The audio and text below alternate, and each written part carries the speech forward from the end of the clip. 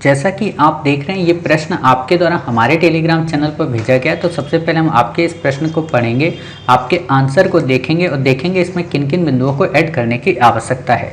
काफ़ी अच्छा आपका प्रश्न है। आपका प्रश्न है कि पश्चिमी विक्षोभ की क्रियाविधि को स्पष्ट कीजिए, साथ ही भारत के संदर्भ में इसकी प्रासंगिकता पर प्रकाश डालिए।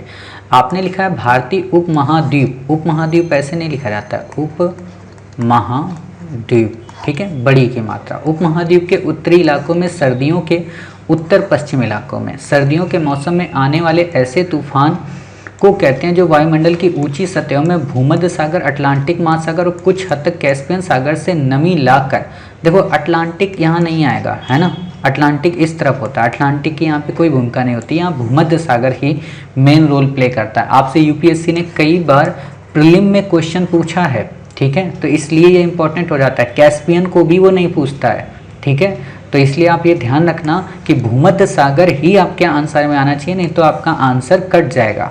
क्योंकि आप जब ऐसा लिखेंगे तो प्रीलिम में ऑब्वियसली सी बात है कि अगर आपको कैस्पियन सागर दे दिया, आपको अटलांटिक दे दिया, तो आप उसको भी टिक कर देंगे, तो वो नहीं करना है, ठीक है। उसे अचानक वर्षा और बर्फ के रूप में उत्तर भारत, पाकिस्तान व, अब देखो उत्तर भारत यहाँ भी बताया, उत्तर ये भी बताया, ठीक है, पाकिस्तान व नेपाल के क्षेत्रों में गिरा देता है, ऐसे नहीं बताना है। आपने तो हमारी पीडीएफ देखी थी ना, तो वो वाली परिभाषा लिखें, वो ऑथेंटिक परिभाषा। देखो कुछ चीज़ें हैं जो ऑथेंटिक हैं, तो उन्हें आपको वही ही लिखना पड़ेगा, उन्हें आप बदल नहीं सकती हैं, ठीक है। आपने मैप बनाया, मैप अच्छा है, लेकिन आप मैप इसका ऐसा किया करें, जब भी ऐसे मैप आपको बनाने पड़े ना, तो आप समय को बचाया करें। कई बार क्या होता है कि आपको एक एग्ज़ाम में 20 क्वेश्चन लिखने हैं, ठीक है, तो आपको ज़रूरी नहीं होता कि हर जगह हम पूरा वर्ल्ड का मैप दें, क्योंकि कई बार आपको वर्ल्ड की ज़रूरत पड़ेगी तो वहाँ वर्ल्ड दे दें, जहाँ पे इंडिया की ज़रूरत है या अफ्रीका की ज़रूरत है वहाँ केवल उसी को दें। और बॉक्स में बनाएं, ऐसे एक बॉक्स बना लें, ठीक है। इस बॉक्स में अब आपको ये वाला इतना पोर्शन बनाना है, तो इतने पोर्शन को आप कैसे बनाएंगे, बिल्कुल सिंपल तरीके से। आप सोच रहे होंगे कि आजकल हम मैप क्यों बनाना सिखा रहे हैं, क्योंकि कई बच्चों को लगता है ना मैप बनाना बहुत कठिन काम है, ठीक है। ऐसे आप कर लें, यहाँ से ऐसे, ठीक है, यहाँ से ऐसे, क्लियर, ये ऐसे आपका हो गया, ठीक है, ये आपका ऐसे, क्लियर, ये आपका प्यारा भारत, ऐसे आप बता दीजिए, और ऐसे आपका यहाँ पे इंडिया, ठीक है। वो तो हमारे पास डिजिटल पेन है इसलिए थोड़ा ऐसे होता है, नहीं तो ये इंडिया थोड़ा और नीचे आएगा, ठीक है। तो आप ऐसे इस प्रश्न को बनाइए तो आपका ये आंसर काफ़ी अच्छा हो जाएगा और ये समय बचेगा। जब वर्ल्ड का बनाना होगा तो वर्ल्ड बनाइए। वास्तव में मौसमी परिघटना जो पछुआ पवन के ऊपरी वायु परिसंचरण विकसित, यहाँ से लिखिए आप, जो हवा के तापमान, हवा नहीं वायु यहाँ वर्ड यूज कीजिए, जो वायु के तापमान, दाब एवं वायु संचार प्रणाली में परिवर्तन लाकर वर्षण की गतिविधि को उत्पन्न करता है। ये चीज़ को आप फर्स्ट पैरा में लाएं, ठीक है। आपने लिखा है देखो पूरी बातें, लेकिन इसको आप फर्स्ट पैरा में लाएं, उसको पूरा इरेज कर दें। इनकी उत्पत्ति, आप देखो ये सही लिख रही हो, यानी कि आपने, अब आप खुद ही सोचो कि आपने ये कहीं और से लिखा है, ठीक है, और ये कहीं और से लिखा है, ये हमारी पीडीएफ को आप फॉलो कर रही हैं और यहाँ पे आप कुछ और लिखते हैं, तो इसको आप इरेज कर दो, ठीक है। यहाँ से आप डायरेक्ट आंसर शुरू करें और जब इतना बता दें तब आप मैप बताएं, ठीक है। इसकी उत्पत्ति भूमध्य सागरीय क्षेत्र में सूर्य के दक्षिणायन होने के कारण ध्रुवीय वायुराशि का दक्षिण की ओर खिसकने, फिसलने नहीं खिसकने एवं इसके उष्णकटिबंधीय वायुराशि के समागम के परिणाम स्वरूप ध्रुवीय वाताग्र के सहारे शीतोष्ण कटिबंधीय चक्रवात के जनन से होती है। ये चक्रवात पछुआ जेट स्ट्रीम के सहारे पश्चिमी एशिया से गुजरते हुए भारतीय उपमहाद्वीप में, मध्य एशिया से गुजरते हुए, ठीक है, मध्य एशिया से गुजरते हुए भारतीय उपमहाद्वीप में प्रवेश करते हैं।